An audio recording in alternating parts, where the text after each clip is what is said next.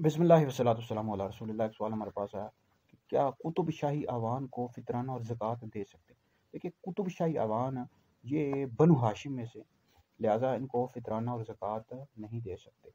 تو اس حوالے سے یاد رکھے کہ جو سادات ہوتے ہیں، یہ سید حضرات ہوتے ہیں، ان کو زکوٰۃ اور فطرانہ نہیں دے سکتے۔ اس طرح بنو ہاشم کے جو 5 خاندان ہیں، ان کو بھی زکوٰۃ اور فطرانہ نہیں دے سکتے۔ مسلم شریف کی حدیث ہے، یہ صدقات لوگوں کے میل ہیں، نہ محمد کو حلال ہے نہ محمد کی آل کو حلال ہے۔ تو لہٰذا جو سید حضرات ہوتے ہیں، سید کہتے ہیں جو امام حسن امام حسین رضی اللہ تعالیٰ عنہ کی اولاد میں سے ہو، تو سادات کو نہیں دے سکتے۔ اس طرح بنو ہاشم کے جو 5 خاندان ہیں، آل علی، آل عقیل، آل عباس، آل جعفر اور آل حارث بن عبد المطلب رضی اللہ تعالیٰ عنہ، ان 5 خاندانوں کو بھی زکوٰۃ اور فطرانہ نہیں دے سکتے۔ تو اعوان یہ بنو ہاشم میں سے حضرت مولا علی رضی اللہ تعالیٰ عنہ کی اولاد میں سے، ان کو بھی زکوٰۃ اور فطرانہ نہیں دے سکتے۔ ان کی آپ لوگ نفلی طور پر خدمت کیا کریں، ٹھیک ہے جی۔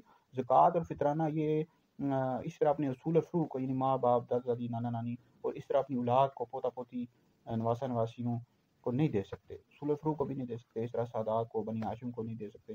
تو جو شریف فقیر ہوتا ہے نا، وہ اس کا مستحق ہوتا ہے۔ باقی ان لوگوں کی آپ نفلی طور پر خدمت کریں، سادات کی، بنو ہاشم کے لوگوں کی۔